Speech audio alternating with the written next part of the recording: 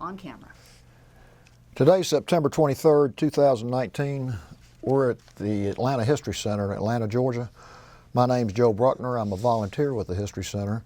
And with me today is Frank Luton, who is also a volunteer at the History Center, and Sue Verhoff, who is the Director of Oral History and Genealogy at the History Center. And we're very honored to have with us today Mr. Burt Clout and his spouse, Mrs. Sherry Clout.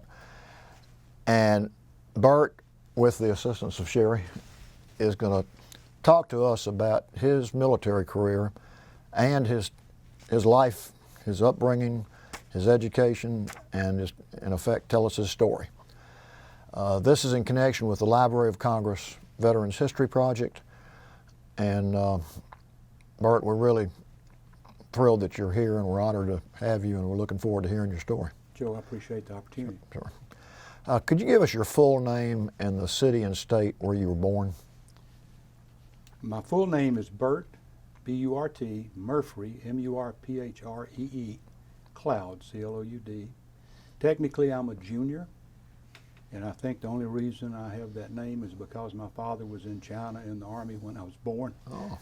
So I've tried everything I can to drop the junior since his passing in the early 70s. Currently reside in Atlanta, Georgia, but I was born in Lafayette, Alabama on August 5th, 1944. And what city and state do you live in now? I live in Atlanta. And when were you born? Born August 5th, 1944. Okay. In Lafayette, Alabama. Tell us a little bit about your upbringing. Well, as I previously mentioned, my dad was in China in the Army when I was born. And he did not see me, as I'm told, until I was a year and a half old. So I lived with my mother and my grandparents. My grandfather owned the Chambers Drug Company on the square in downtown Lafayette, was a pharmacist, and that store is now third or fourth generation pharmacy. But I lived with my grandparents actually until I was 5 years old, with my mother and my father after he came home. They subsequently had two other children. I had two younger brothers. My brother Randy was 2 years younger. My brother Bill was 7 years younger. And we had the typical small town Alabama upbringing. School during the day, weekday, church on Sundays. Playing every kind of ball there was to play, fighting with each other like three brothers do the rest of the time. But we were absolutely the typical early 50s family in Lafayette, Alabama, and I think any other small southern town. When I was in the fourth grade, my father accepted, well, let me go back. At that time, my father, when he got out of the Army, worked for the Rural Electric Association in Alabama. In fact, I think the name of his company was the Tallapoosa River Rural Electric Association, which was headquartered in Lafayette. And he was there for whatever that period of time was until we moved to Montgomery, when he accepted the job as the assistant manager of the statewide REA organization. And so we moved to Montgomery, my two brothers and I with them, and I started the school in Montgomery at that time. My mother, at that point, when my youngest brother got in school, decided to go back and renew her teacher's certificate. So she went back to Huntington College in Montgomery, renewed her certificate, and started teaching school, which she did really literally until she retired 20, 30 years later. Our life in Montgomery, I think, was very similar to Lafayette, although it was the big city. And I smile when I say that relative to where I am now. But I don't know anything other than typical. We were very, very active in the church, very active in the YMCA, played every sport there was, baseball, football, basketball. I later coached for YMCA, those sports when I was in high school. went to Sidney Lanier High School in Montgomery, which was an excellent school. We had a very large school. We had, as I recall, between 700 and 750 in our graduating class. And we won the state championship in football, basketball, and I think runner-up in baseball. I was not a good enough athlete to participate in that, but I participated in other ways. So we had a real excellent bringing up in Montgomery. I can't imagine a better, more wholesome environment in which to grow up than we had in Montgomery. And I look back on it now, and it's just kind of like a dream. You know, I really had no trauma in my growing up. We had a very amicable family, loved my brothers, and that's really all I can say about going to school there. When I was a senior at Lanier, of course, you know, if you grow up in Alabama, there are two choices of college. You either go to Alabama or you go to Auburn. And, you know, if you go out of state, you know, you're just a little different. So I was kind of born into the Auburn family. Lafayette was 19 miles from Auburn. And in fact, the doctor who delivered me, Dr. Nick Wheeler, later became the football doctor on the sidelines for the Auburn football team, and was for years. And then when he retired, he became the medical director in the infirmary at Auburn on campus. His father delivered my mother and her three siblings in the early 1900s. So I can literally say I was born into the Auburn family, never had another choice but to go to Auburn. Probably the best thing that happened to me in that time also was that I guess my junior or senior year, I started thinking about colleges again, and I heard about the Naval ROTC scholarship. I had a couple of friends who had applied for that, been awarded, and of course Auburn had a great Naval ROTC program. So I applied for that in my senior year, took all the tests and the physical, and it was just one of the happiest days of my life when, you know, we got the letter, and I think my dad was happier than I was. And he had told me that he would buy me a car if I got a full scholarship. So I go running into him, needless to say, and here's my scholarship. And so he went down that afternoon and bought me a used I think it was a 61 English Ford Anglia, which was probably the smallest and ugliest car ever made. But it made it through Auburn with me, and Sherry's smiling when I say that. It kind of became part of my personality. I've never seen another one since, but it did well. Anyway, that was kind of my high school. And the next fall, the fall of 1962, I entered Auburn as a freshman and a Naval ROTC midshipman. Pledged to fraternity. I wanted to be an electrical engineer, which was kind of the hope of my father. And I was good in math in high school. I wasn't the best student around, but I was a strong student. Thought I was stronger than I really was, and I learned that very quickly. But at Auburn, I entered the engineering school, and I lasted there for 2 years, and then I decided that was a little more technical than I wanted to be. So I transitioned over to industrial management, which at that time was still in the School of Engineering. Very active in the fraternity. I don't think I ever missed a party. I don't think I ever missed a meeting. And the two of you who know me, I think, will understand that. But I also, my senior year, got very active in student government, as Sherry did, and just had a storybook history at Auburn. I love it to this day. I still go to every football game.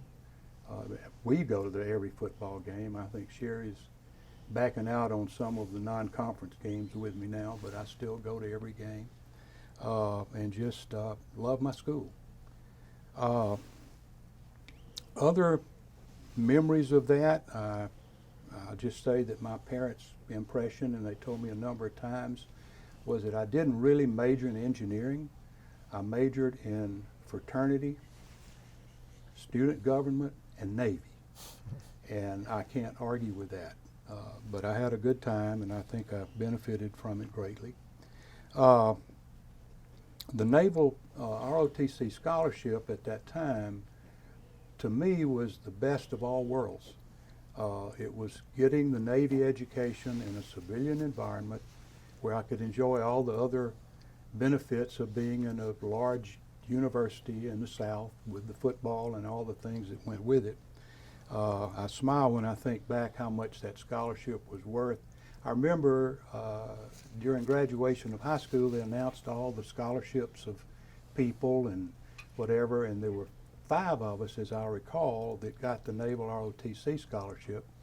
And they said that was valued at, I think it was $5,600. And that was a lot of money back then, you know. And if I look back on it, the tuition at Auburn at that time was $100 a quarter. And they also gave you all your books, all your supplies, all your uniforms that you would need. And they gave you $65 to cover your room and board. And it just happened that the room charge at the SAE house, which was my fraternity, was $15, and the board charge was $50. So essentially I went to college with nothing but spending money and fraternity dues, which I think was $15 to pay. And my parents were very pleased with that, needless to say. But the Navy at Auburn was really a serious matter. I mean, they didn't pay your way to school to see you come and just have a good time, and I learned that the hard way a couple of times.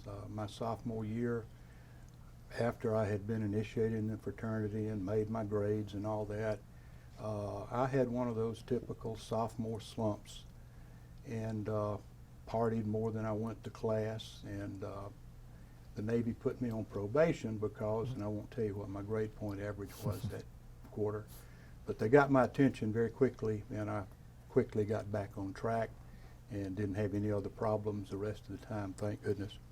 I don't recall any other thoughts or whatever that I would need to share, except to focus a little bit now on the summers during my Navy training of those 4 years.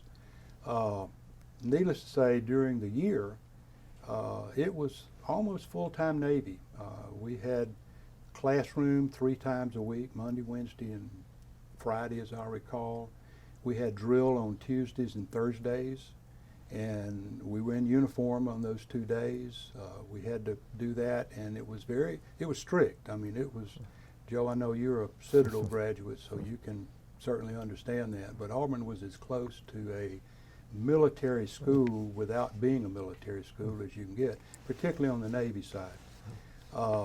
In fact, it just dawned on me the other day, every Monday for 4 years, I got a haircut, because if they could pinch the back of your neck on Tuesday at drill and find hair, you failed. And it was just part of it. And of course, I didn't have much hair on my head because it was shaved pretty much every week anyway. But I went through college with a haircut at all times. The highlight of my time at Auburn was in February of 1965.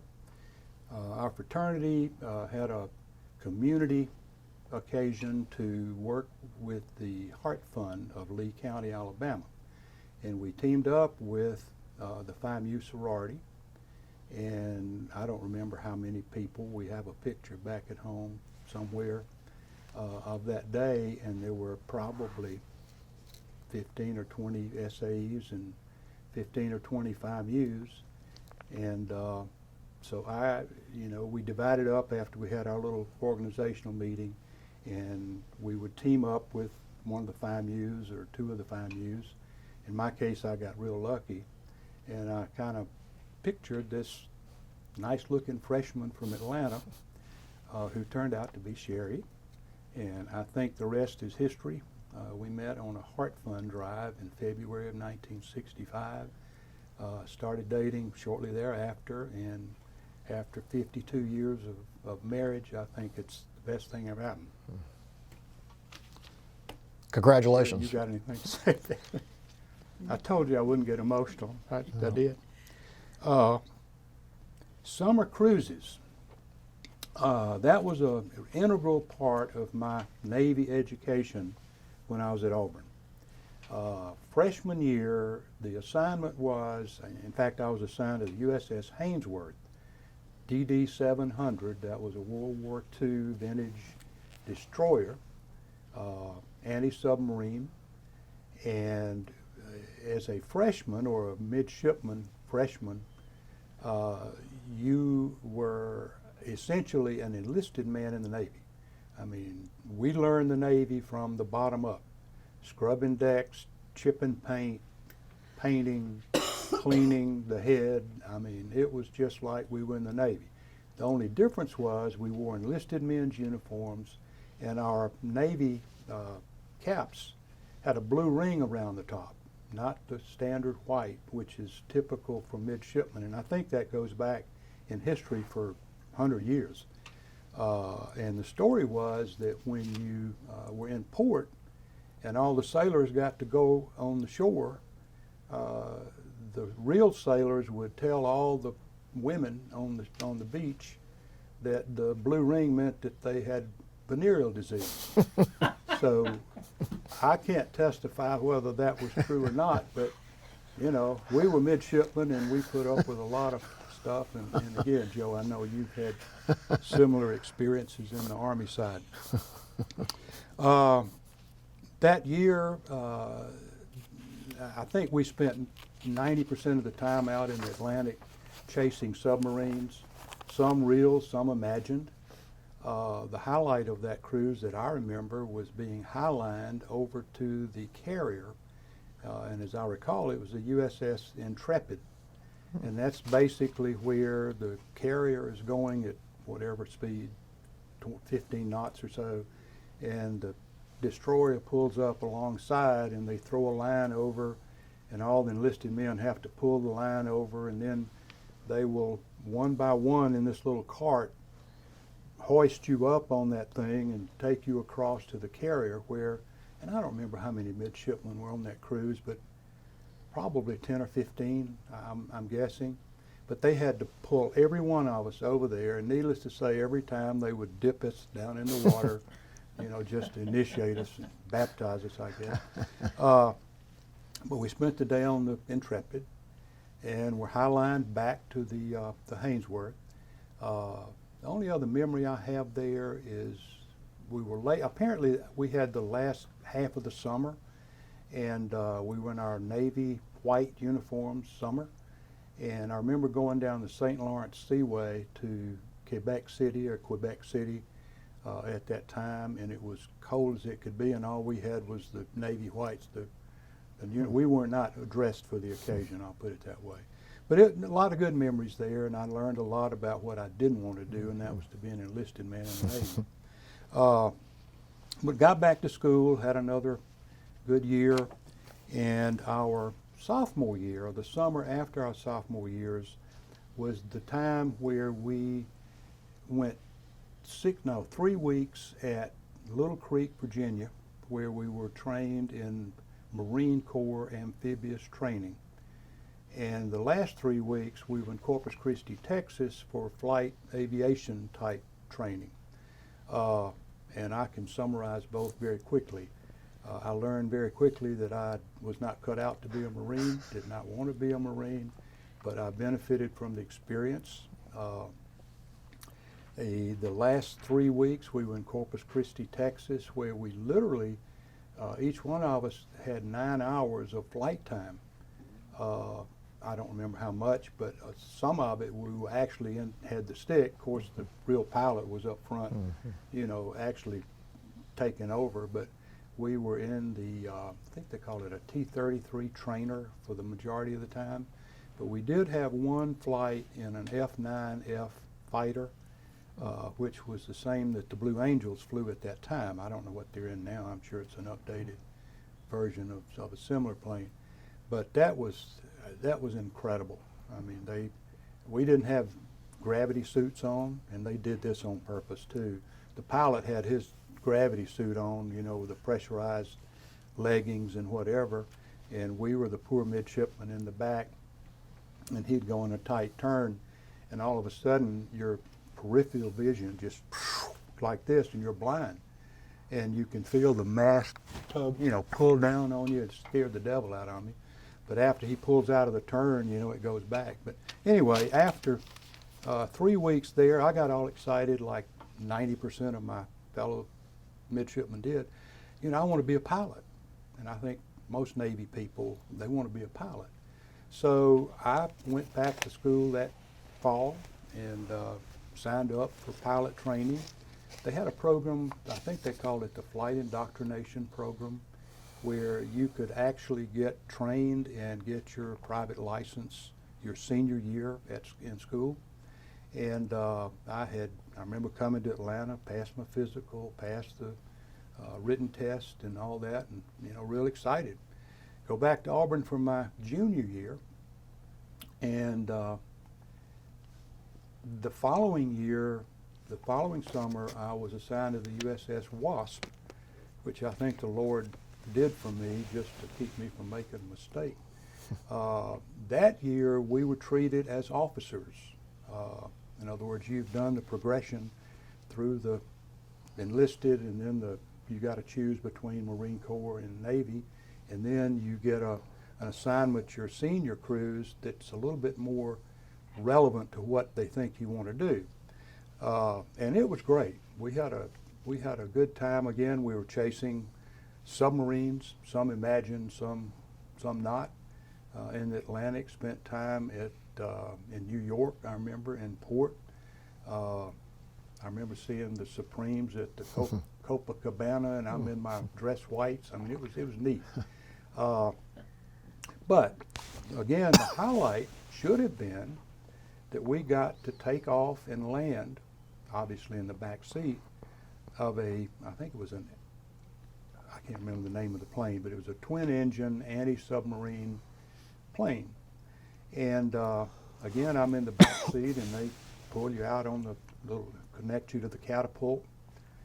And, you know, it's a steam-driven, back in that day, steam-driven. This was the USS Wasp, I think it was CVS-18, again, a World War II vintage.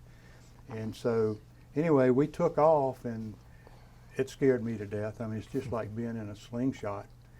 And you get off the edge of the deck, and all of a sudden, you know, the plane goes down, and then it comes back up, and I'm saying, oh, okay, I'm all right. Then, you know, we flew around for an hour or so, and then we came back and landed. And I want to tell you, I got off that plane, and I said, I ain't doing this anymore. You know, I love flying. I love the flying part, but the taking off and the landing, particularly on an aircraft carrier, was just not something that I saw myself doing the rest of my career. So my first day back at Auburn, I went into my instructor's office and I said, Lieutenant, please take my name off that flight school list. I think I just changed my mind. And he said, well, what do you want to do? And I said, well, I want to be a supply officer. I had a friend who's a mutual friend of Frank now that was a year older in the Naval ROTC program and had chosen supply school as an option. And Supply Corps, in a nutshell, is the businessman of the Navy. And they do all the, you know, dispersing of funds, the management of resources, the supply management, etc. And I never really had a long-term plan to make the military my career, but I wanted it to be beneficial and enjoyable, so I thought, well, this is a pretty good match. Plus, I learned that you could spend the first 6 months of your Navy career in Athens, Georgia, which just was wonderful. And at some point in this time, and neither Sherry nor I can remember exactly when we got engaged, but it was just kind of assumed all along that we were getting married. She still had about a year in school when I went to Athens. So I just thought Athens was the great place. So that's what I did. I graduated from Auburn in August of 1966, and I think I graduated on the 24th of August, commissioned that same day, and reported to Navy Supply Corps School in Athens, I think the next week. So that kind of changed another chapter. Sherry, of course, stayed at Auburn at that time, and rather than take advantage like a lot of my classmates did in Athens, I mean, these guys were from all over the country. A lot of them were married, but a lot of them weren't, and it was just Mecca for an unmarried young naval officer in Athens, Georgia, to be in, you know, at the Navy school. We had a Coke machine that dispensed beer instead of Coke. It was a quarter. You know, we had great food. I stayed in the BOQ for the first, I don't know, month or so until I rented a trailer, mobile home with a friend. And so it was great. The only thing I didn't take advantage of was Athens at that time. I would say most every weekend, Sherry, we either met in Atlanta or I went to Auburn or she came to Athens. I don't remember how many times we did what, but by that point we were engaged. We planned to get married right after I graduated from Athens, and that's exactly what happened. So I didn't take full advantage, but I made up for that later on with my Bell South career, which I'll go into a little bit later. But Navy Supply Corps School was really a special place. This was right at the height of the buildup of Vietnam. And I don't know what rate they were, you know, training supply officers at that time, but there were 3 companies of 30 to 32 young naval officers in my class. There were 3 companies that reported the same time I did, and it was S, T, and U. I was in the uniform company. There were 30 of us. I didn't really know what to expect from that school. I guess I kind of thought it would be a playground for 6 months, and I learned very quickly that it was not. You know, here I am, a 21, 22-year-old ensign in the Navy, graduate of Auburn University. You know, I'm hot stuff. You know, and I remember standing up the first day in my class and introducing myself, and then they go around the room introducing everybody, or everybody's introducing themselves. And I started sinking lower and lower in my seat, you know, as they went along. Apparently, I hit it at the time where all these guys came from OCS, and all of them, virtually all of them, were older. They had graduate degrees. They had been in the workforce, working for Procter & Gamble, IBM, whatever, DuPont. And I think they were scared of the draft because of the buildup. And so they picked what was the closest to what they did. So, you know, by the time they finished introducing everybody, I'm thinking, my God, I got to work to even get out of this place. We had, I think, 4 warrant officers who were former Navy enlisted people who knew everything there was to know. They were just kind of in there getting the formal, you know, certification that they could be a supply officer. So I worked hard academically, and I think I finished in the top of the bottom third of the class, and I was real proud of that, you know. So anyway, the Navy experience there was good. Trying to recall some of the courses we took dispersing afloat, which was paying all the bills for the Navy and all the ship, paying the people. We took supply management. We took personnel administration, computer training, or we called it data processing at the time. We used the old UNIVAC computer. I thought I was hot stuff on the IBM computer at Auburn, but when I got to Athens, it was a different world, speaking a different language. But I learned that, at least the parts that I needed to know. We had food service.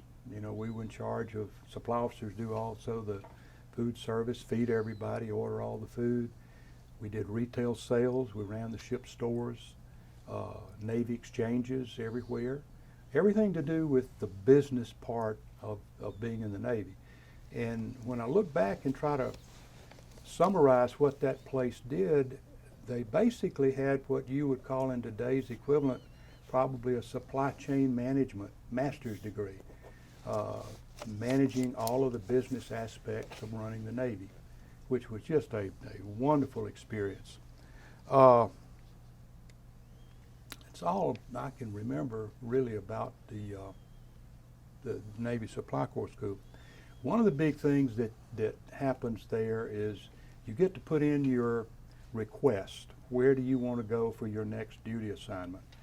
And I knew we were getting married as soon as I graduated, and I didn't want to leave my wife. And you know, this was like spring of 1967, and Vietnam was at peak, and I really didn't want to go to Vietnam. I don't think because I would be scared for my safety, because most supply officers really didn't get into the combat portion, but you know, it would still be 13 months with maybe one time where you get to go home and or R&R and meet somewhere. So I requested East Coast Navy, and fortunately, well, I thought fortunately, I was granted East Coast assignment.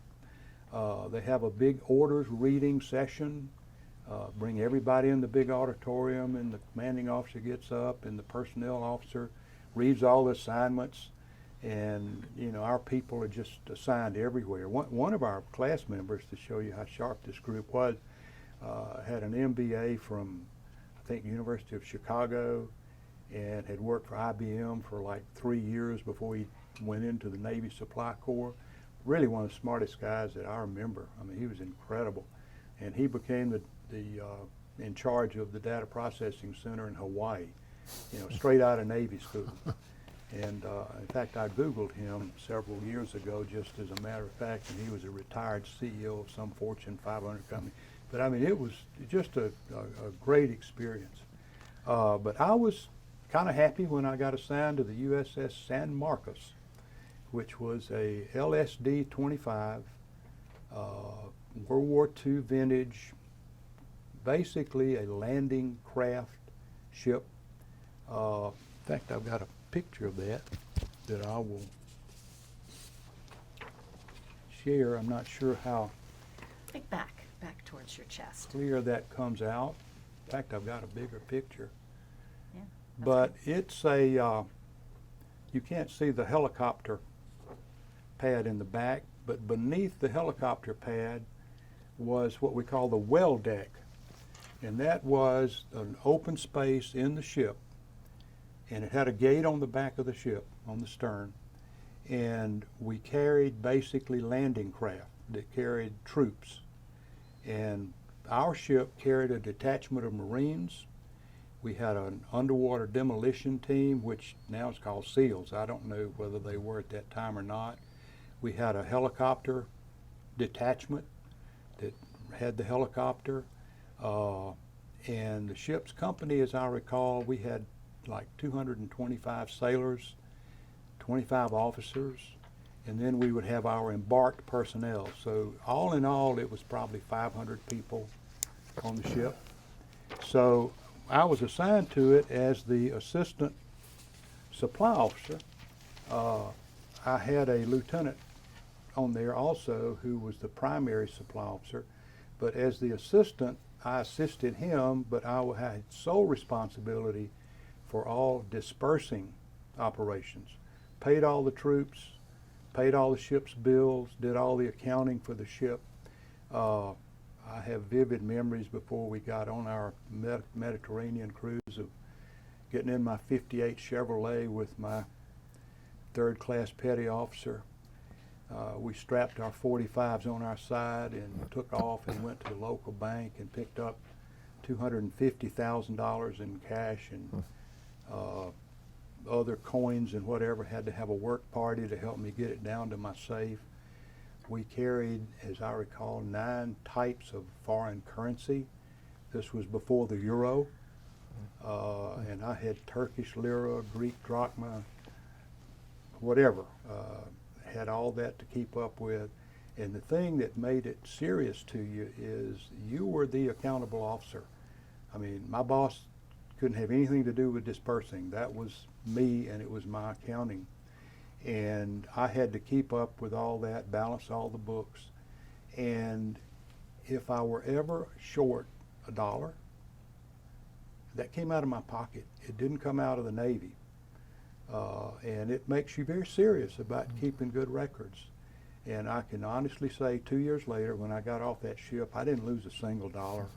But it was a good experience. It just kind of showed you the accountability of that. And I was also in charge of the ship store, which was not in any way a small operation. I mean, we sold general stuff, but we took special orders for all these sailors and Marines that were in the Mediterranean, and you know, they'd order electronics from Germany and sweaters, whatever, from Ireland, and just anything you could bring back.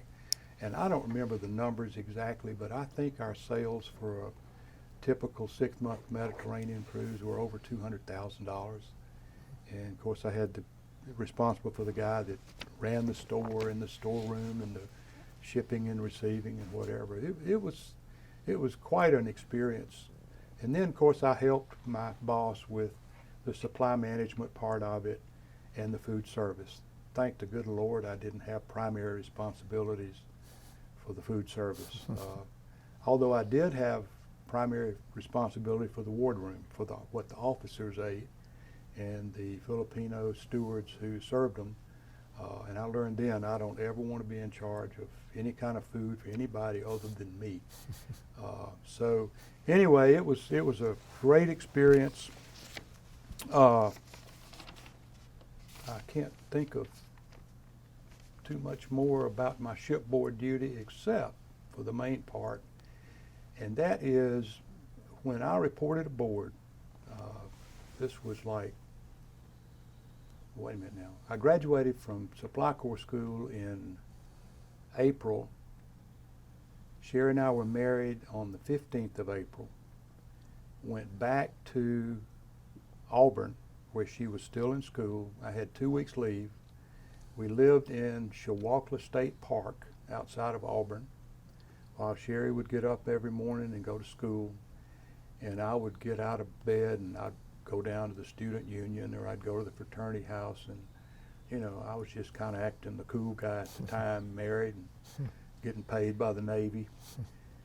But anyway, after that is when I reported aboard the ship, and we were in port. Anyway, Sherry, I can't remember the exact chronology.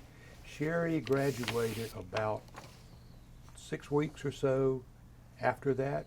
She graduated in 3 years. She was a lot smarter than I was. But she graduated in 3 years. Came up to Norfolk. We rented a furnished apartment. We didn't have any furniture other than, you know, clothes on our back, and I think my parents gave us a 17-inch black and white TV, and that's kind of all we had. But we lived there for 2 months, and then my ship took off on my first Mediterranean cruise from August of '67 to February of '68. And Sherry came back home to Atlanta at that time, lived with her parents, worked at a law firm, I think, Sherry, right? And then we got real excited because Christmas of that year, she and 3 of the wives, other wives of the officers of San Marcos, flew over.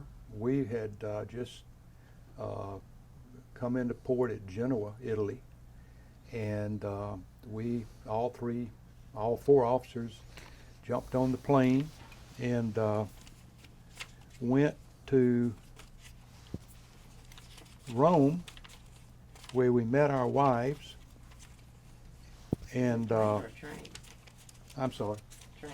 Yeah, we took the train to Rome, met our wives, and here is a picture, and I haven't seen this in a long time, of the dinner we had at the restaurant in Rome, Italy.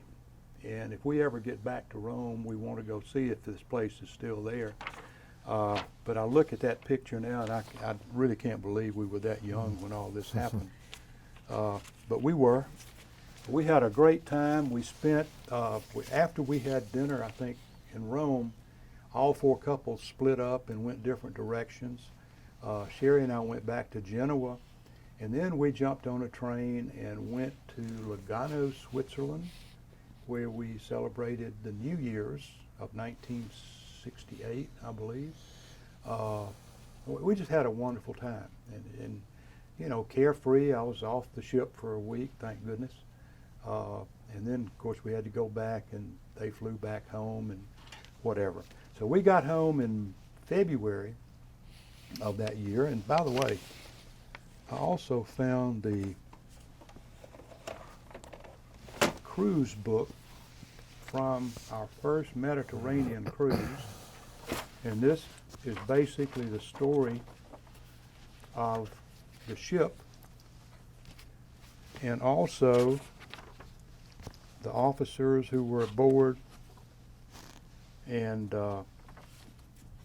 here is our log of our first cruise, and it brought back many memories. We left Little Creek, went Morehead City, North Carolina, picked up, this was on the way down, picked up all our Marines, accompanied the boats and so forth, went to Rota, Spain, got there the 1st of September, so it was about a 2-week trip, and I think our max speed was 14 knots, and we didn't do that very much. The 14th of September, we were in Timbakian, Crete, which I'm told is where they filmed the Guns of Navarone. All I remember are these cliffs, and of course our function in the Mediterranean, we were with a troop carrier and several other LSDs and LSTs, which was essentially the same thing, but it's a tank instead of a dock ship. And we would have mock landing exercises with NATO troops. We had joint operations with the Turks and the Greeks and the French and the British, and that's basically what we did. We were the ready Marine force in the Mediterranean when we were there. I remember we were fortunately on the way back when they had the Arab-Israeli conflict in, I believe in '67, but our successor or our relief ship was off the coast of Israel, you know, ready to backload any civilians or whatever. That was our function there. But every time we would get, you know, when we would go into these places, like Malta, Carbonaries, Spain, Toulon, France, Lovo Santo, Corsica, Genoa, Portoscudo, Sardinia, and Gibraltar on the way back, and then Morehead City, and then back to there. But our whole function there was to be the ready Marine force in the Mediterranean. Unfortunately, most of our Marines that we had weren't real happy to be there. The vast majority of them had been in Vietnam for a full tour and had come back to the United States for, I think they had 6 months left on their obligations. And so they just thought they would cool their heels in North Carolina or somewhere. Mm-hmm. And next thing you know, they're loaded up on a Navy ship and going to the Mediterranean and serving in these mock exercises where they land on the beach and storm the beach and whatever. And it just, you know, was really not a real happy group. But the Navy part of us, the only thing I didn't like was not being at home and not being with my wife. And back then, we didn't have the internet. We didn't, I mean, communication was a letter that you might get the next time you're in port, and you get a mail delivery and everybody fights for the mail, and then you get a letter, you know, from your wife that's 2 weeks, 3 weeks old. And I thought I was real smart getting my parents, or my in-laws, I think, to send me the Atlanta paper showing the football scores. This was the fall of whatever year that was, '67. And that was even, you know, a week or a month late.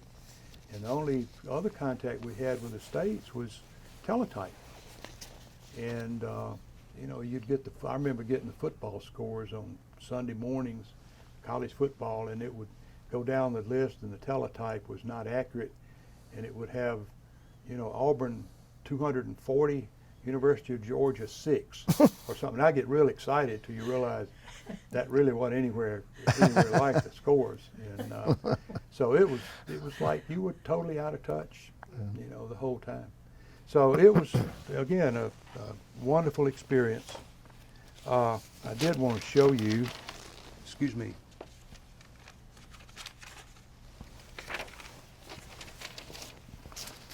did want to show you one more picture of me in my full battle gear. You notice my helmet has the dollar sign on it for the dispersing officer. And I had my duty binoculars. I was really not a menace to anybody, but I was safe in the dispersing office during the team. I did stand duty officer, though, on deck when we were in port. Of course, in port is when I did most of my work. You know, we were offloading and loading supplies and that type of thing. But anyway, it was a great experience. When I got back to Norfolk, Sherry came up. We rented a full-time apartment, made a trip to North Carolina one weekend, bought a ton of furniture. I mean, we just had a great time. Sherry got a job in a real estate company, Nussbaum Realty, as I recall, and had that job the rest of the time I was in Norfolk. And you would think that when we were back in port, we'd be there for a while and could spend time together. But every third or fourth night, I had to spend on the ship, on duty. And Sherry would come aboard. We'd have dinner on the ship, and then she'd go home, and I would, you know, stay and spend the night. And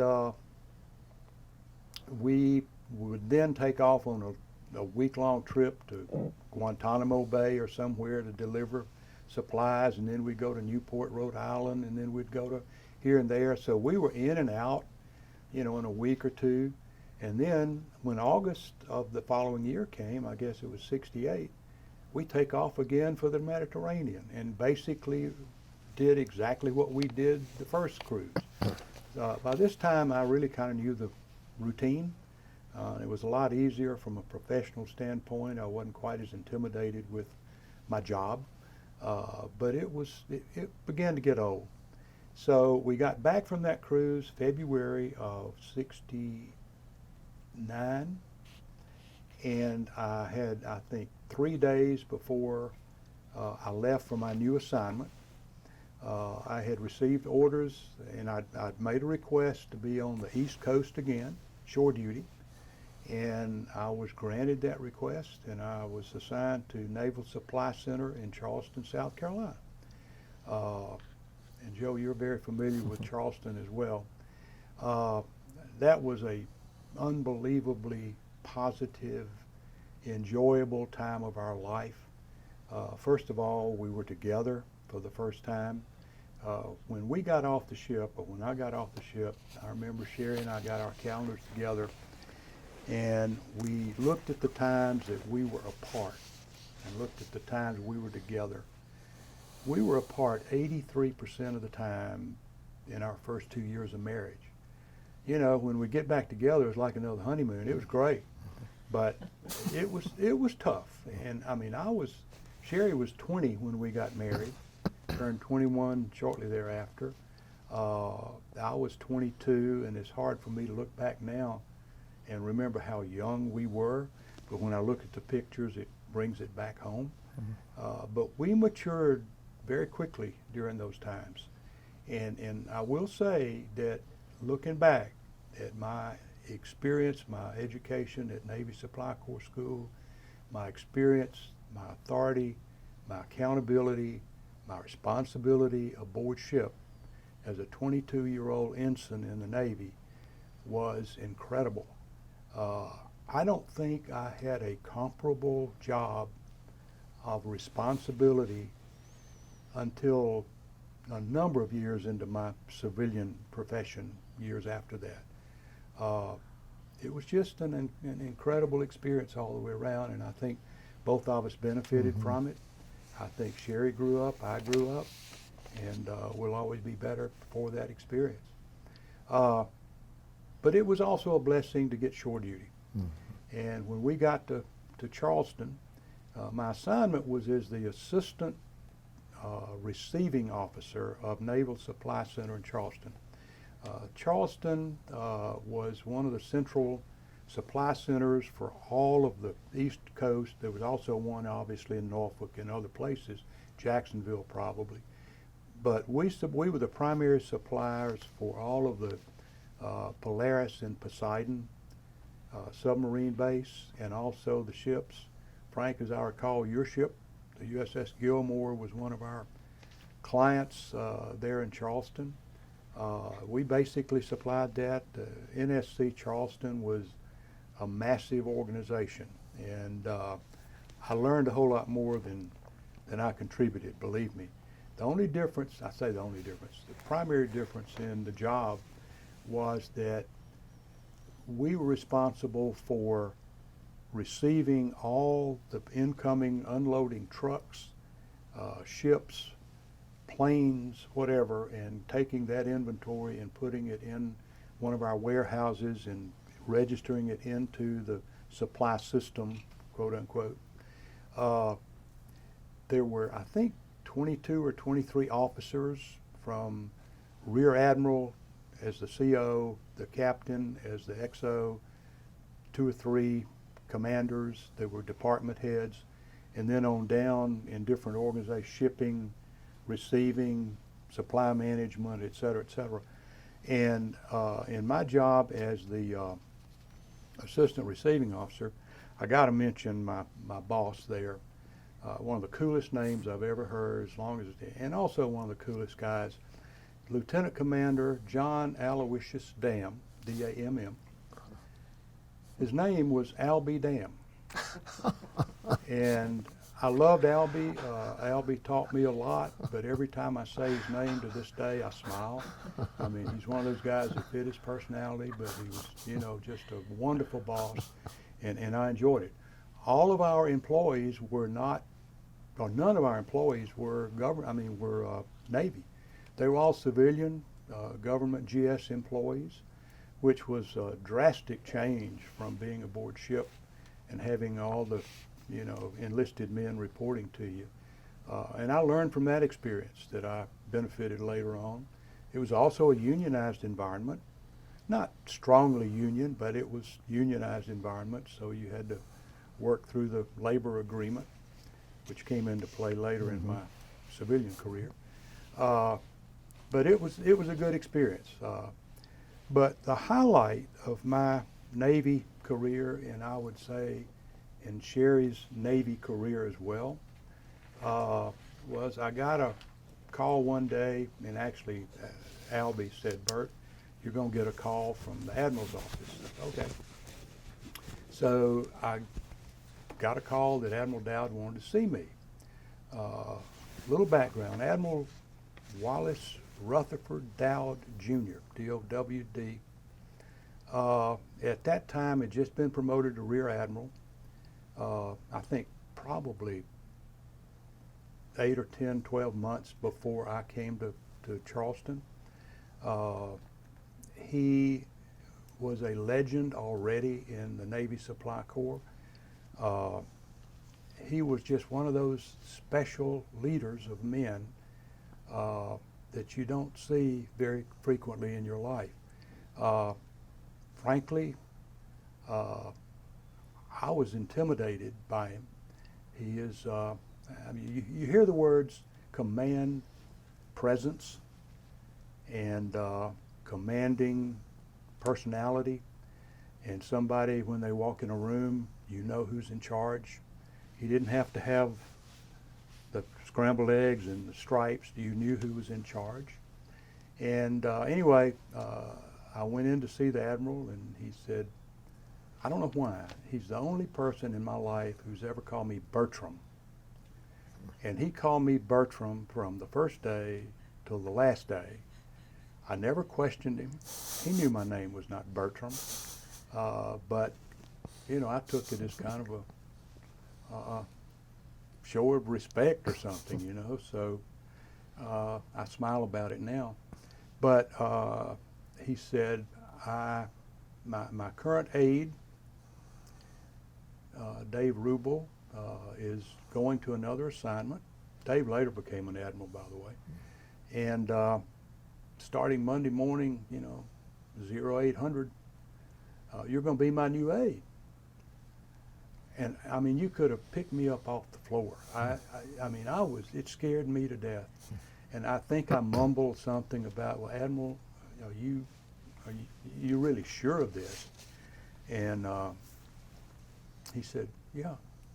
And I said, well, I'm not sure I'm the best one for you. I mean, I could think of several of my counterparts there that I frankly would have thought would be better candidates. And he looked at me and he said, well, unless you come up with a reason in the next minute that I'll accept, I expect you here Monday morning. Yes, sir. So, you know, I don't remember how I told Sherry, but I know I was scared to death.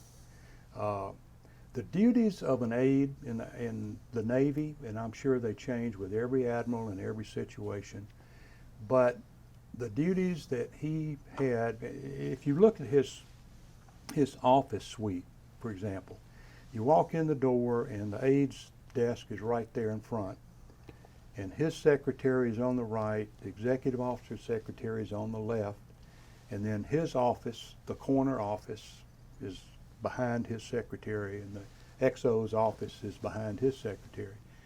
But, you know, your first thing is when you walk in there is to see the aide.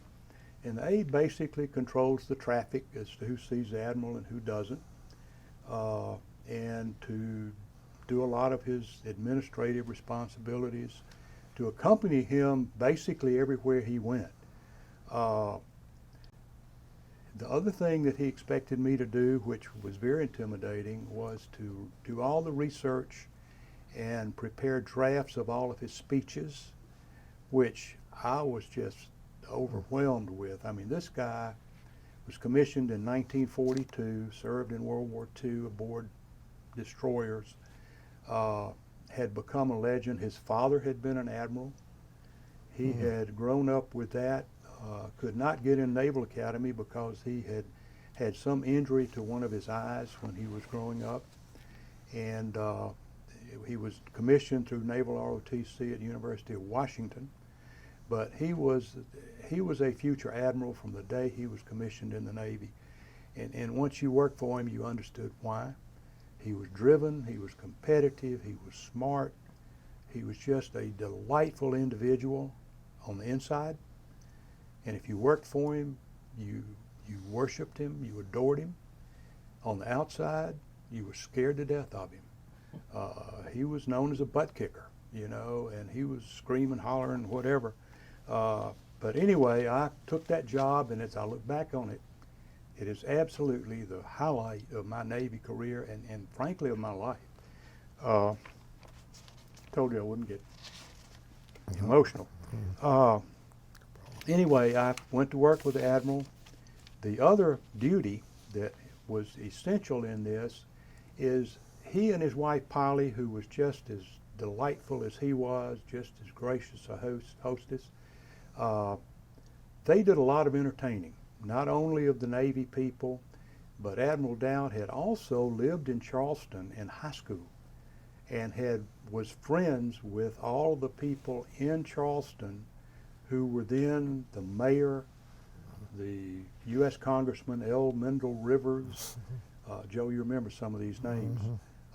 J. Palmer Gilliard was the mayor, and Admiral Dowd went to high school with him.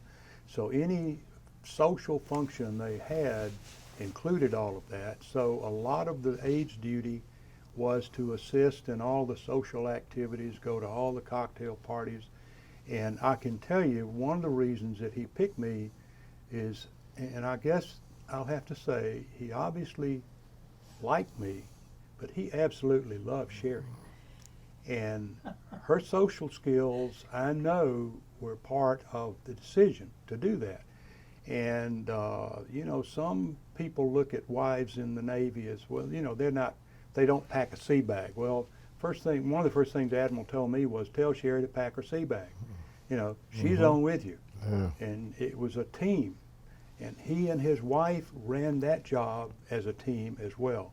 She was a gourmet cook. In fact, she wrote several cookbooks that we've still got to this day and still use them. And she was just as special as he was, just the most gracious host in a social environment where they were entertaining people. I've never seen two people do better. And one of the first things that happened when we had this job is, I remember one of the first cocktail parties, Admiral Dowd took Sherry by the hand and said, Sherry, let me show you how to work a crowd. And He said, literally, you're standing too long in one place. yeah, he says, And you're talking to standing this too long person. in one place. This is not how you do it, dear. It's not how you do it, Let's dear. talk to this person and maybe let's move over here. And we laugh about that to this day, but I mean, it trained both of us. Yeah. And it was just an incredible experience that we had. I made a list in last night trying to come up with some of this of things that I remember most fondly in our experience being the Admiral's aide. He was very tough on the people who worked for him, and he could criticize very quickly, but don't ever let anybody outside of his organization criticize one of his people. They would live to regret it. And just, again, some of the favorite memories that I have, and I made a list of them. One of my duties was when he was presenting a medal or a citation to somebody, you know, putting the ribbons on and whatever. And I don't remember how all this happened, but he was also in charge of awarding some of the enlisted men from other organizations or whatever. But anyway, we would have these big meetings, full conference rooms and auditoriums, and he would get up and introduce and welcome everybody, and then he'd say, well, you know, my aide, Lieutenant Cloud's going to read the commendation, and, you know, it would be up there, and then I would read it, and then he would pin the thing on. Well, these things were hard to read. You know, in the Vietnam era, all these cities and areas and whatever in Vietnam, you couldn't pronounce them, and whoever wrote those citations never took the pen off the paper. I mean, it was just these long sentences, and you know, you couldn't just read it for the first time and read. So what I did, I would take it home at night with me the night before, and I'd make a copy of it, and I would go through there and I'd put little marks how to pronounce this and, you know, where to pause and all that. And I had it all right here. Well, I'd have it on the podium because I had to set it all up. The Admiral would get up, you know, introduce everybody, welcome everybody, and then he'd go over to do that. And the first one I got up to the podium, and I looked down, and he had taken my cheat sheet with him. Oh, no. And the citation is there. And I'm sure I just, like this, and I looked over at him, and he said, you know, he says, you got to be prepared. Okay, Admiral. Another memory, he was in his office late one day. It was 5 after 5, and I was sitting out in the thing. His secretary had gone, and I hear, Bertram? Yes, sir, Admiral. Come here. I go in there, and he's standing at the window, had a big picture window, looking out on the parking lot in front of the building. Well, the officers parked. And he said, what do you think of that? And I looked down, and there were there were 20 cars maybe out there parked, and 4 or 5 officers were leaving. And they'd get in their car, and it was 5 after 5, and they were going home. What do you think of that? I said, Admiral, I kind of question their judgment leaving before you do. He said, no. He said, what you worry about is those other SOBs that can't get their job done between 8 and 5. Oh, yes, sir. Yes, sir. Okay. He worked when he was at work, he was so focused that you could not disturb him. I mean, you could stand at his door if you needed to talk to him and stand there forever. He'd never raise his head, you know, unless you really knocked on the door, and then his head would turn red and he'd look up. He didn't want to be interrupted, but, you know, he was focused and he did get his work done typically between that. So that was one of the things that, other thing I recall is one day we were expecting a big visitor, and I don't know what the circumstance was. Obviously was not a superior officer to him, but somebody of importance was coming to visit him, and he was going to give him a tour. I don't know what it was. But about 10 minutes before the special guest was supposed to arrive, he gets up, walks out, and our ex-executive officer, Captain Hine, walked out, standing at his door, and he said, "Joe, I'm going to play golf. You handle it." And he walked out, and he had this seaman that was his driver, and they, "Come on, Perry, let's go." He went and played golf. And Joe Hine, who was the captain, very competent, very, you know, I mean, I could see him hyperventilating too. He probably didn't show it as much as I did, but I'm just shocked. But Joe Hine handled it, and later on, I heard the Admiral say, "If I've done my job, I don't need to be there." And he truly believed that. You know, if he trained his people to do it, he didn't need to be there, and it was a lesson for me. One of the other memories, our data processing commander, I forgot his name, had told the Admiral that IBM had just told him that they were delaying some implementation or some installation of some big new computer system that they had, and made the Admiral mad because he had had a commitment from them that they would do it. So Admiral said, "Well, he said, "He's coming to see you." And the Admiral said, "That's fine, send him in." So we knew, sitting out in the little, you know, area behind it, I mean, outside of his office, it was going to be fun. And this guy went in there, and all of a sudden you hear, I mean, yelling, screaming, cussing, you know, you go back and tell who, I mean, just, and I'm thinking, oh my God, I feel sorry for this guy. This guy just kind of left there real meekly and left, and I'm thinking, God, I don't want to talk to the Admiral right now because he's mad. He comes to the door and he says, "You think he got the message?" And we all just died laughing, but the computer was delivered on time. You know, he was, like I said, nobody wanted to mess with him. One of my fondest memories, we went to a change of command ceremony at the Officers Club in Charleston. And there was one other admiral on the base, by the way. Admiral Herman Kostler was commandant of the 6th Naval District, and he was senior to Admiral Dowd, even though Admiral Dowd reported indirectly to him. He reported directly to Washington, but obviously indirectly to the commandant. And there were 2 admirals at that meeting, I mean at that change of command, and maybe another one. But we had this reception after the change of command at the Officers Club. And I'm there waiting for the Admiral, the Admiral's driver, who kind of reported to me, but he did what the Admiral wanted him to do. You know, he's waiting around with me, and he's got the car outside and whatever. Well, all of a sudden, I got talking to somebody and, you know, probably drinking a beer or something, and all of a sudden I look up and I couldn't find the Admiral. And I started asking, where, sir, he just left. Oh my God. And I go running out the front door of the Officers Club. Admiral's gone. And all of a sudden, I'm standing there in my full gear. I've got a picture of that as well, somewhere. I don't think this was the occasion, but it was similar. But I was smiling here, so that it obviously happened before he left me. But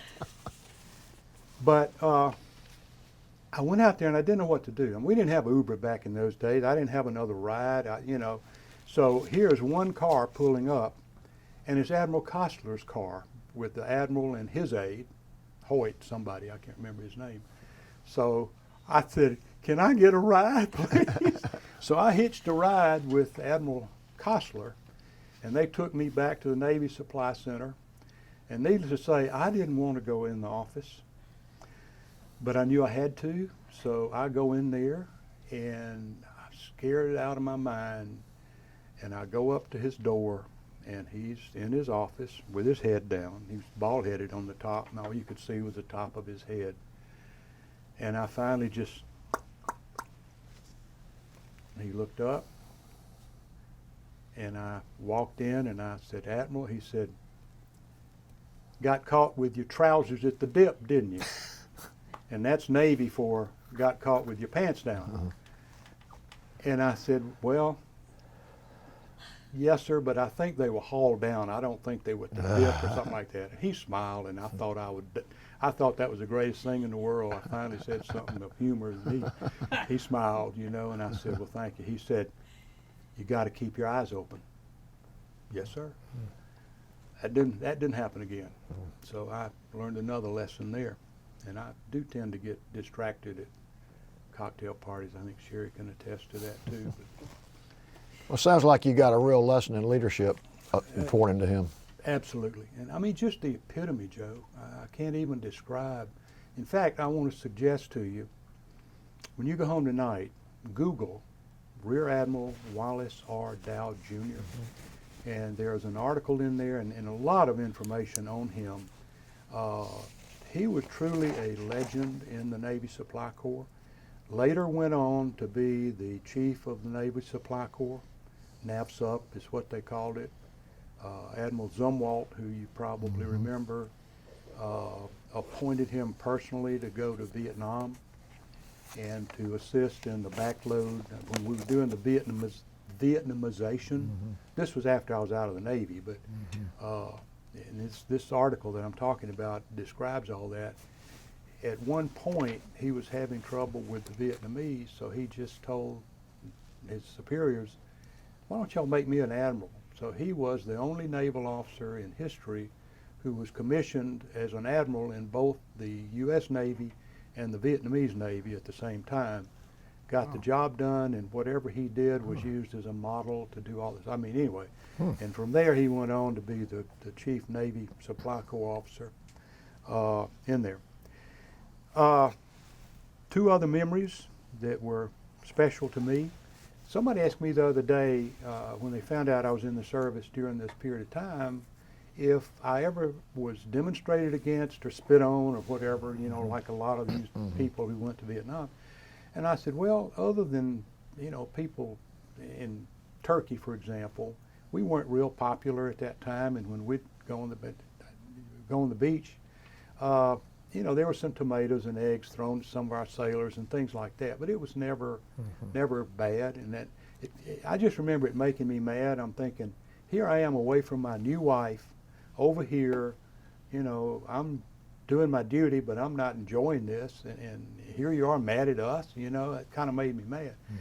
But the only time I saw anything of that nature is when the Admiral gave the commencement speech or the commissioning speech at University of Pennsylvania, Naval ROTC unit, and this had to be 1970 maybe, and of course I accompanied him to Philadelphia. We spent the night in the hotel. I remember going. He had a special driver, went to the big auditorium on the campus, and I had prepared the Admiral's speech, or I'd done the draft. I did the draft, and then he did it from there. But he gave a wonderful speech. He was a great speaker. And all of a sudden, in the middle of his speech, we hear all this commotion going on back in the lobby to the auditorium. And we didn't know what it was, but you know, you'd hear sirens and all this kind of stuff going on, and I'm thinking, oh Lord, I don't know what that is. And so when the thing was over, they came up and grabbed both of us, and they said, we're going to escort you out of the building because there's a demonstration going on out here, and somebody just set a fire in the building. So they had set some kind of fire and in the building, and big commotion. And I just remember walking with the Admiral on the way out, you know, half a step behind and then step and all that. And he was so mad. I mean, I think if I could have just let him go right then, I think he could have cleared them all out. You know, he was a former Golden Gloves champion, you know. Yeah. But it was an experience for me. Highlight of our time as the Admiral's aide and spouse. One afternoon, I think it was a Saturday afternoon, we were at our apartment, Ashley Shores Drive, and I get a phone call. Well, the Admiral and Miss Dowd had planned a dinner that evening at the quarters, at their quarters, for Admiral and Mrs. Dunlop, and I don't remember his first name, but he was the highest ranking British naval officer in the United States, and was visiting from Washington, and they were having Admiral Costler and his wife, Admiral Dunlop and his wife, and then Admiral Dowd and his wife. And by the way, he was called Wally. His wife was Polly, so it was Wally and Polly. And my duties for those type of occasions was to work with his two assigned Filipino stewards. They lived in a beautiful quarters F on the Navy base. It was a two-story white frame, I want to say antebellum or earlier, house in Charleston. The first floor was where the kitchen, dining room, living room, the entertaining area of the house. And he had two Filipino stewards that were assigned to him full time. I mean, do all the meals and whatever. The quarters, the living quarters were upstairs, and that was the Admiral's responsibility to, take care of it. He and Polly and his daughter was living with him at the time. But anyway, my duty on those occasions was to go over and make sure that Tim and Jack, who were his two Filipino stewards, had everything they needed, had all the liquor cabinet stocked, all this was, were ready for the evening. And so I had done that, and then I went home, and that's when I got the phone call from the Admiral, and he said, "Bertram, I'm stuck in D.C. Polly and I can't get home. We've got Admiral Dunlop, as you know, coming tonight for dinner, and we can't make it." And I said, well, I don't remember what I said, but my thought is, well, he'll get the captain or, one of the other officers to take his place. He said, "I want you and Sherry to go over and be the host and hostess this evening." And I mean, I could not believe that. It scared me to death, and then I know I scared Sherry too. But, again, I think he felt that he had prepared us to do that. So Sherry and I go over, quarters F, and we were all in civilian clothes. It was not a uniformed occasion. It was a casual dinner at their house, but it was still two admirals. And, I sat, I guess you sat at the head of the table. They put me in Polly's place. Put you in Polly's place, and I sat on the other end where the Admiral was, and Sherry had a little bell under the carpet that she could push, when they needed the stewards to come in and check on somebody's wine or whatever. So anyway, we, had wine and drinks in the parlor and the dining room, and, here we were 24 and 26 years old, however old we were, entertaining these two high-ranking admirals, and we're just thinking, Lord, how did we get here? But, we made it apparently, and everybody had a good time, and apparently got a good report to the Admiral. Well, they probably enjoyed having you all there as opposed to they're just so used to dealing with the admirals Yeah, to have somebody that's Joe, I guess. I don't know, but somehow, personalities, both of you. And somehow we made it. And after we got out of the Navy, I kept looking for that button under the Yeah. table. She still wants me to put a button under our dining room table, but we don't have anybody in there to. that's the least you can do for us, got a button on the floor.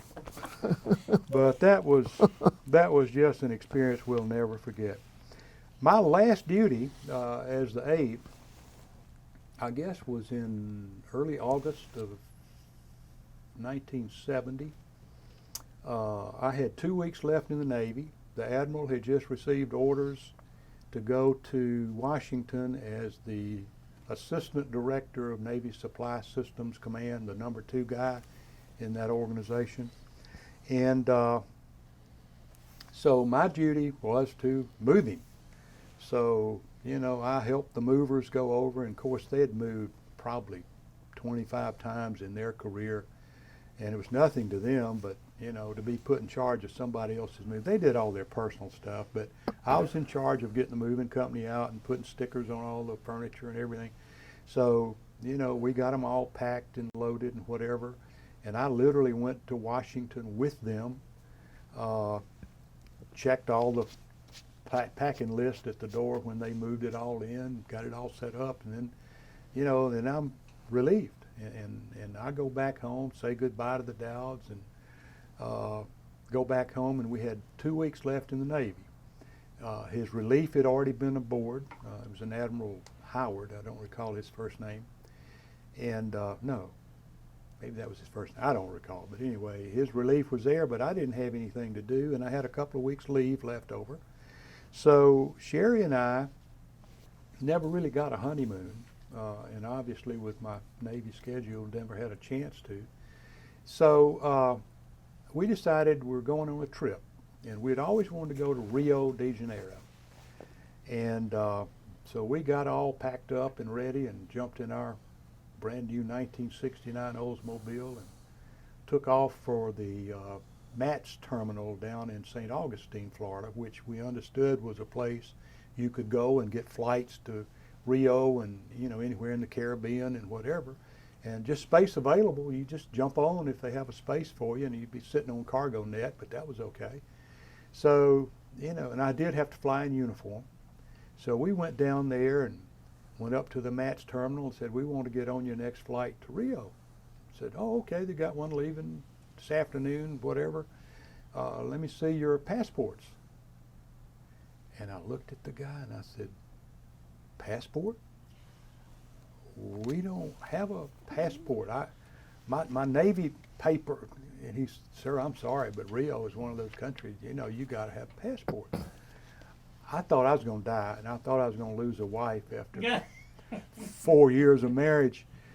You know, what else do you do? So we said, well, where else can we go? I said, I don't care where we go. I just got to get out of here.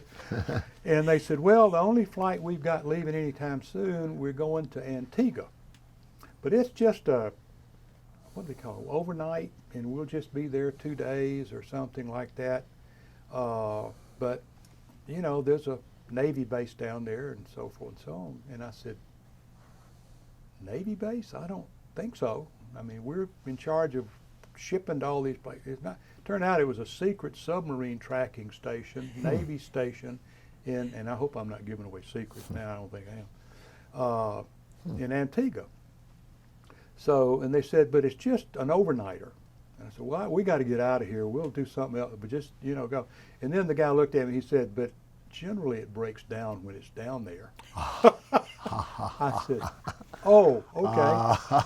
So we go down there, we take off and go, and we get about halfway down there, and the Air Force pilot officer came back and he said, Lieutenant Cloud, I understand you and your wife are going down and so forth. Do you want me to call ahead and get somebody to pick you up at the base?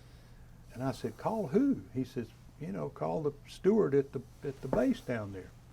You know, we've got a Admiral's aide, you know, lieutenant coming. I said, okay.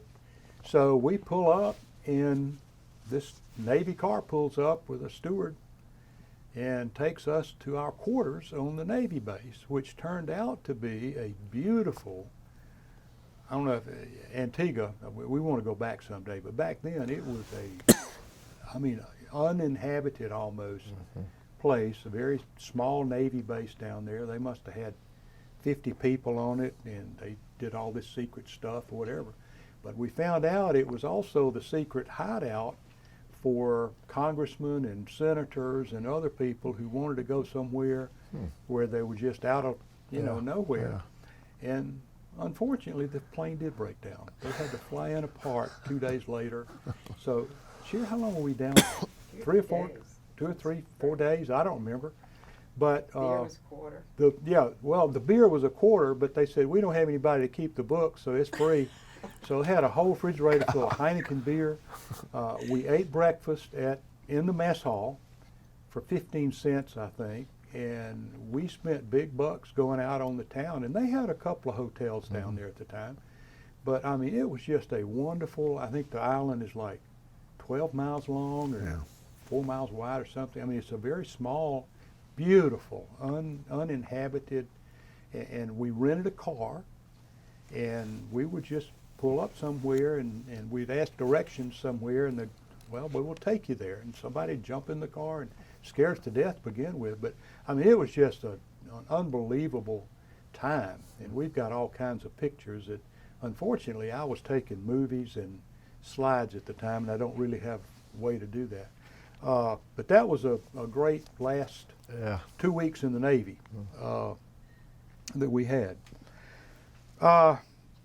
So I got back, decided I, wanted to get out of the Navy. And of course, I'd had discussions with the Admiral, and he did try to get me to stay in the Navy, and I just kept saying, Admiral, it's just not what I see as my future. I appreciate everything the Navy's done for me, and I love it.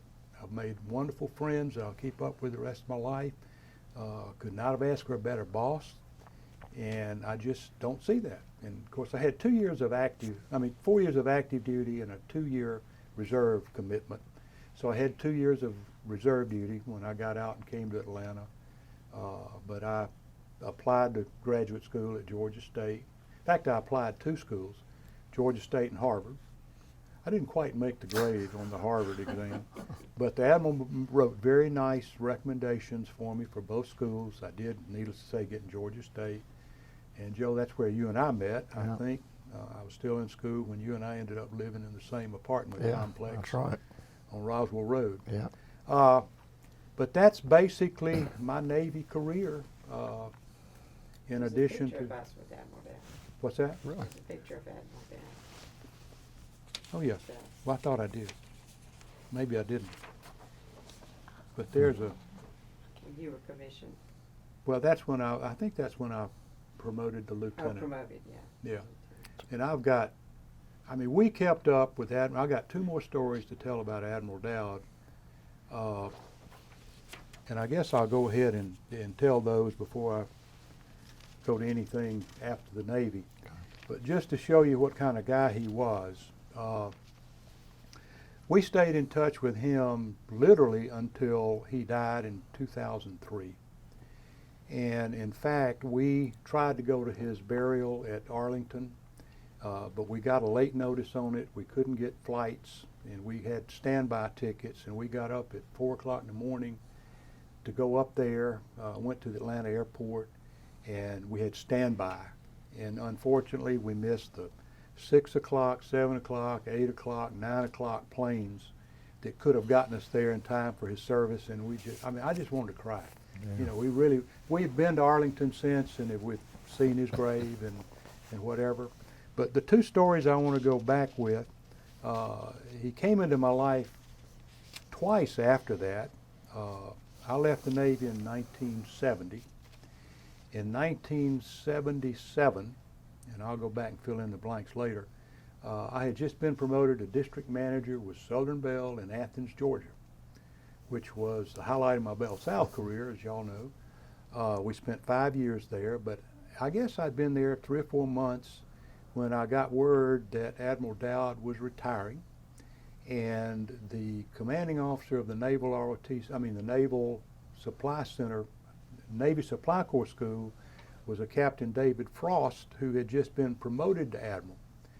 And he shared with me that Admiral and Polly were coming down. They had bought a Silver Stream, what do you call those, Airstream, Airstream, Silver, mm-hmm. whatever, and they were making a trip from D.C. when he retired and traveling throughout the country, visiting friends and whatever, and he was coming to Athens to give his boards, his shoulder boards, his Admiral shoulder boards, to newly Admiral Frost. So we invited the 4 of them for dinner at our house.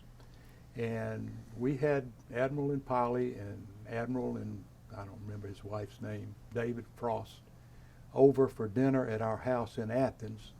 And it was just absolutely wonderful. I mean, it was just like old home week. Admiral kind of took over our kitchen, went in there wondering why the roast wasn't ready yet. And, but he kept telling me you know, damn it, my name is Wally. I said, yes, sir, Admiral. I could never call him Wally. He wanted us to, and I just couldn't do it. We did get around to calling Polly, but the Admiral, I just couldn't do it. And so anyway, we had a great experience there.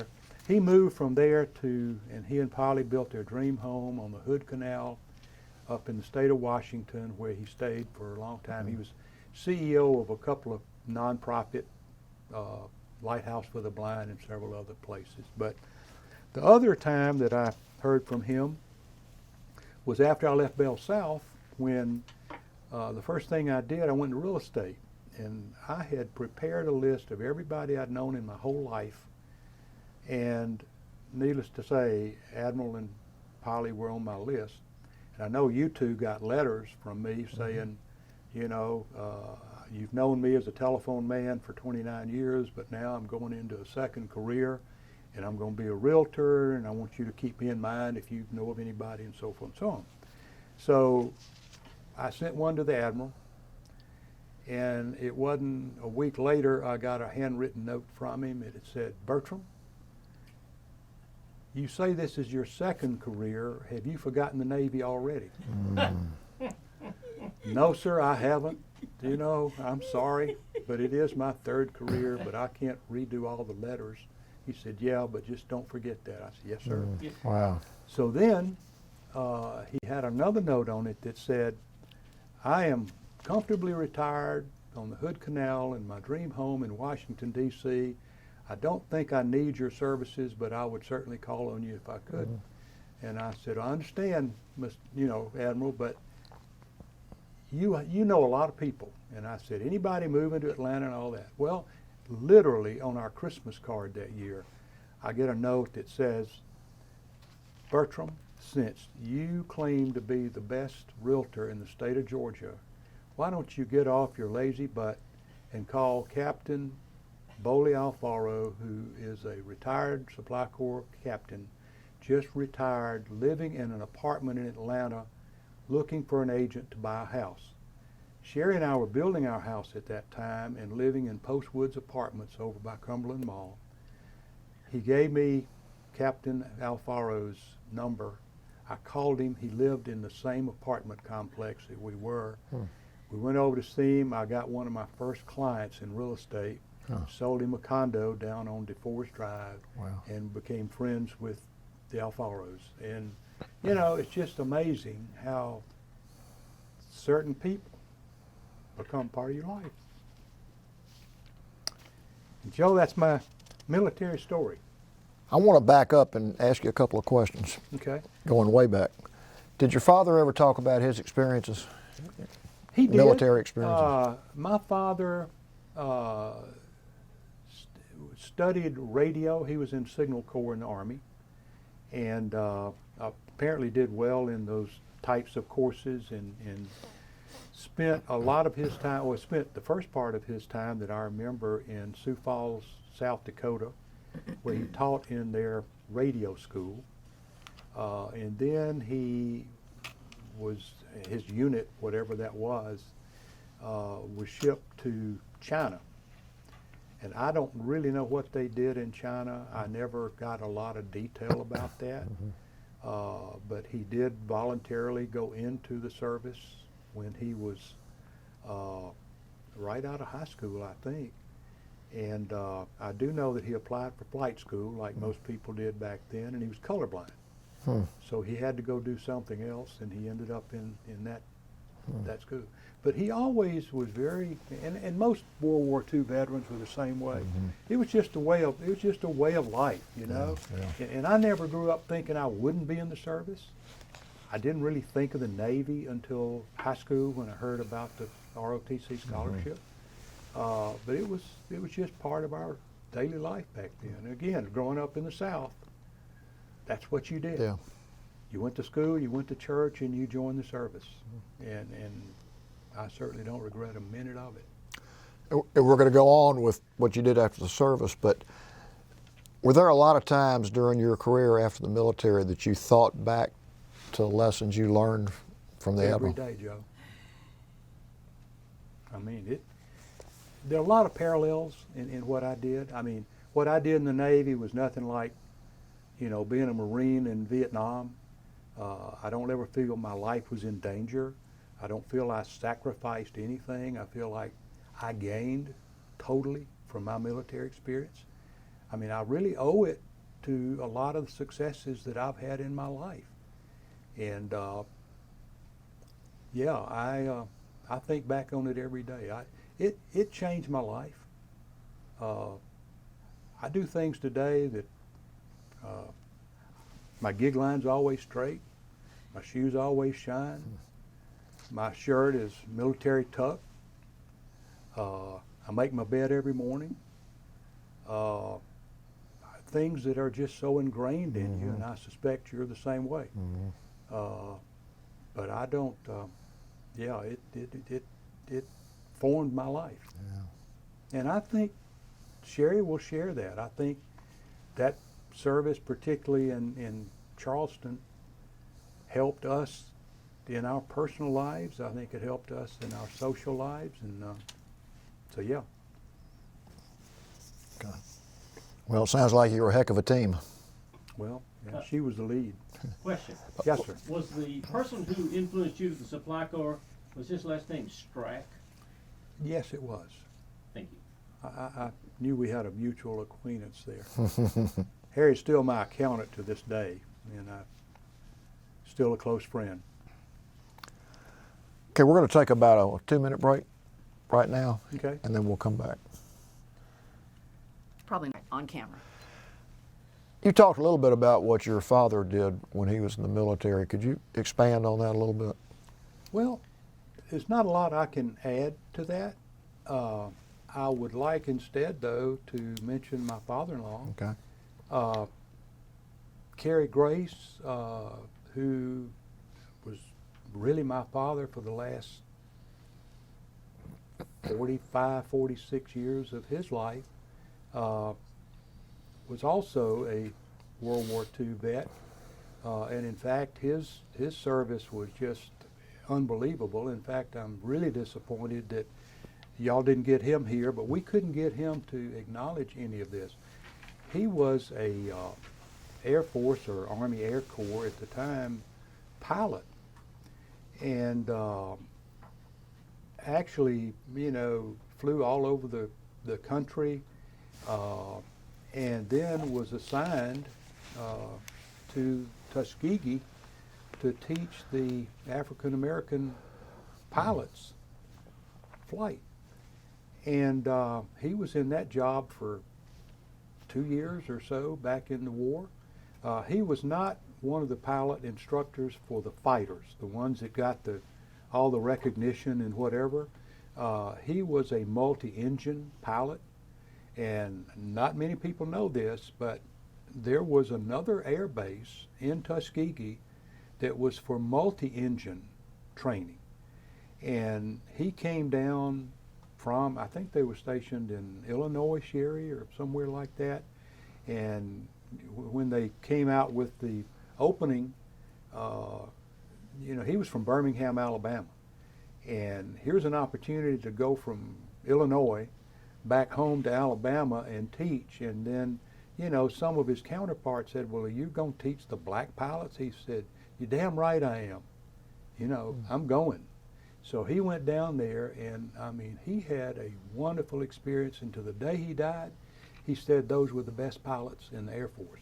Really? Yeah, and I mean, they were all highly educated, very socially connected individuals.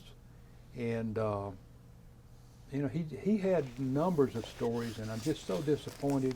He just didn't want to talk about it unless you asked him, and then he would share it with you. But we tried to take him on one of the honor flights to D.C., and he just was not interested, just absolutely was not interested in going, and of course I couldn't force him to go. Well, aren't you glad that he shared those stories with you and Sherry? Well, absolutely. And I mean, of course, it's been shared now with all of our Yeah, grandchildren yeah. and whatever. And we've got pictures that I really would like to bring you some of his pictures, Sue, and include them in whatever documentation there is of this interview. but it's Kerry H. Grace, Jr., Okay. captain in the Army, and he was also, after he got out, he stayed in the Air Guard and was working in Birmingham, Alabama at the time, and their guard unit got called up in Korea. So he went to Korea back in the early 50s, and Sherry even started school, first and second grade, maybe, in Korea. Oh, in Japan, I'm sorry. Wow. Okay. In Japan. While he flew C-47s or Wow. whatever the transport was. And he was in it, and then, you know, he continued the rest of his life flying until he Yeah. physically couldn't do it anymore. Well, I'm glad you shared that. That's very Well, interesting. he was a special man, and he was my father more years than my father Really? was. I mean, he lived to 96. My father lived to 56. Yeah, And Sherry essentially had an older sister, Okay. but was essentially an only child, and so I was his son too. Yeah. Well, that's good memories. It really is. Talk a little bit about your post-military career, you know, where you worked and your family. Okay. Sherry and I didn't have children, at least until I got out of graduate school. Went to work with this small telephone company called Southern Bell Telephone and Telegraph Company, where I met you two gentlemen. And I can't say anything but wonderful things about that 29 years as well. I was in the commercial department, and basically utilizing all the experience and skills that I had gained not only from school but from my military service. And it just was a beautiful transition from one profession to the other. Just changed the dates and the times and the places and the, you know, titles, and it's the same thing. I was in Atlanta, hired in Atlanta, and went through service rep training and the initial management development program of Southern Bell at the time, and Frank and I went through that together. It was big time. The company was growing like leaps and bounds back in the early 70s, and I had, it's like every Friday afternoon you would stand by the, what they call it, Twix machine, TWX machine, to see where your assignment was going to be on Monday. I had, I think I remember 7 different job assignments in my first 5 years with Southern Bell, all in Atlanta. And then I got, we had our son, Kerry, was born 1973, and we were in Atlanta, and then we moved to Covington, Georgia for a year back in 75, and that was my first outside of Atlanta experience.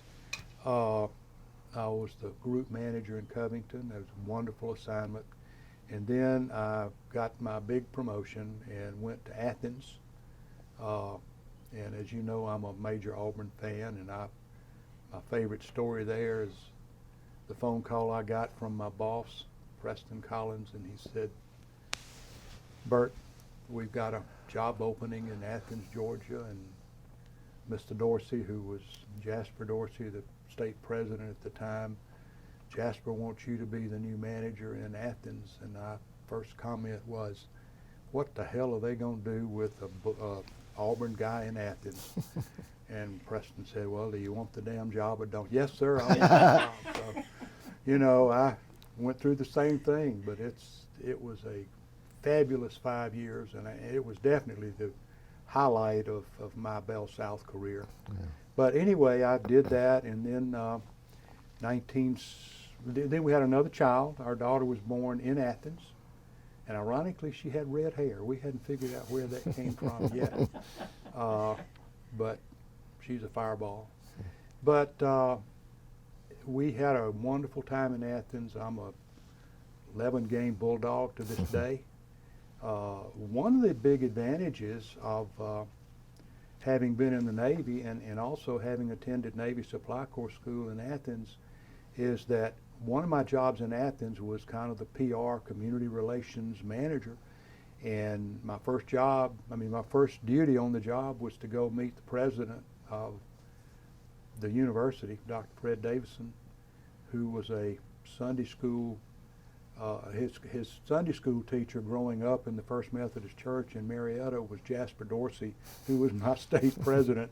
So my first job was to go meet Dr. Fred, and I did, and I took him my card, you know, and I said, Mr. Dorsey, want to make sure I met you and you knew who I was and all that. And he looked at me and he said, Burt, I've got your card. I appreciate your coming. It's nice to meet you. I'm going to keep your card right here on my desk.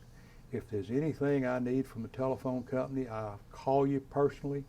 And he said, next time I see Jasper, every time I see him, I tell him I just talked to you yesterday. He said, but you don't need to call me, I'll call you. So I just had a wonderful time in Athens. The first Auburn, Georgia game of 1977, I believe, I got a call on Friday afternoon that some of my employees had a surprise for me down at the Holiday Inn. So I go down to the Holiday Inn and I look up, and here is the Holiday Inn marquee that says, Burt Cloud says, go Dogs. And they said, we want you to stand right here. We want a picture. So got a picture of me, and it appeared on the front page of the Athens Banner Herald the day of the Auburn game. My friends also took a bed sheet and wrote on it, I guess there's 2 bed sheets here because it spread across our whole entrance to the neighborhood. Burt Cloud says, go Dogs. Or, no, to hell with Auburn. We're Bulldogs now. Strung it between 2 trees over Moss Side subdivision, coming down Highway 129, whatever that is. All my Auburn friends that came to that game, what in the hell has happened to you? Well, you know, you have to be for who your paycheck, you know, whoever signs your paycheck at the bottom is kind of who you're. But when Auburn came to town, I was there, you know. I mean, I was, got to be friends with Coach Dooley. Sat at the same Rotary Club table every Monday for 5 years with Coach Dooley, Fred Davison, the commanding officer of the Navy School, who was kind of also in that group. I mean, it was like old home week for 5 years for me. But when Auburn came to town, I just said, y'all got to understand. No choice. And most people did. Yeah. I only had one cross, you know, deal there, but it was one. In fact, your football tickets was right up the road from mine. That's right. I remember that. But we still, our best friends are still in Athens, Georgia, and it was just a wonderful time. Went from there to New Jersey, and it was one of those times where it was, you know, Bell South Southern Bell at that time was shrinking and weren't growing like they used to, and I knew it was a matter of time before they'd tell me that my district was no longer there, have to move back to Atlanta, and the mortgage rates at that time were like 18%, and we couldn't afford to move back to Atlanta, and I had this opportunity to go to New Jersey, and this was pre-divestiture, so I decided to do that, and family got all upset moving to New Jersey, but I flew up there, told the guy that I interviewed with, I'll be glad to interview, but I don't think there's any way I can move my family to New Jersey. He said, okay, but let me tell you the rest of the story, and I did. And they kind of made me a deal I couldn't afford to turn down. So we moved up there. We were there for 2.5 years. And by that time, divestiture happened.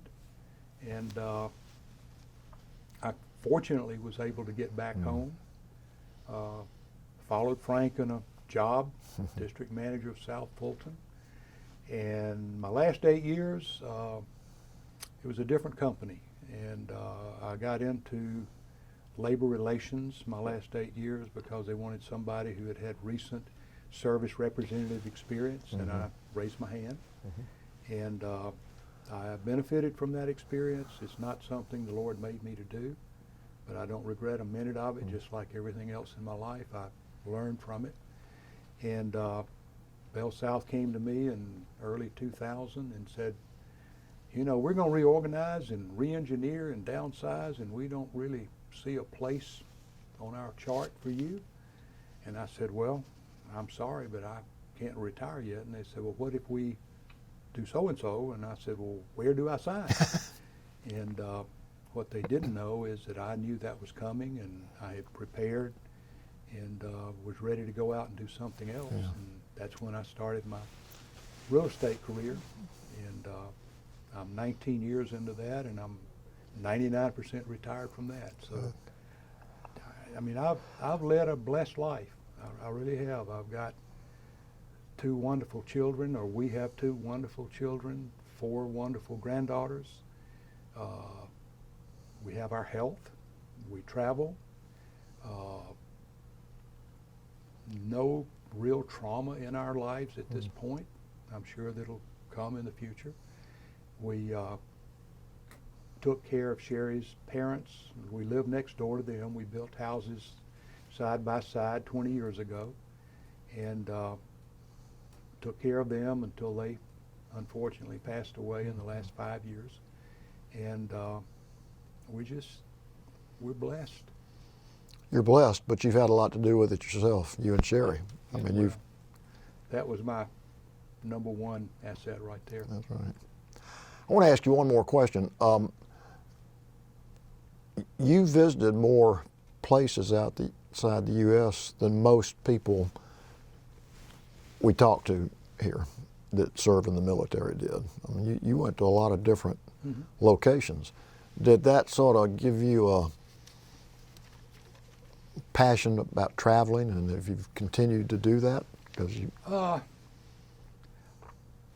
Joe, I can't say that had it to do with it. It's a little different visiting these places in the Mediterranean when you're a sailor.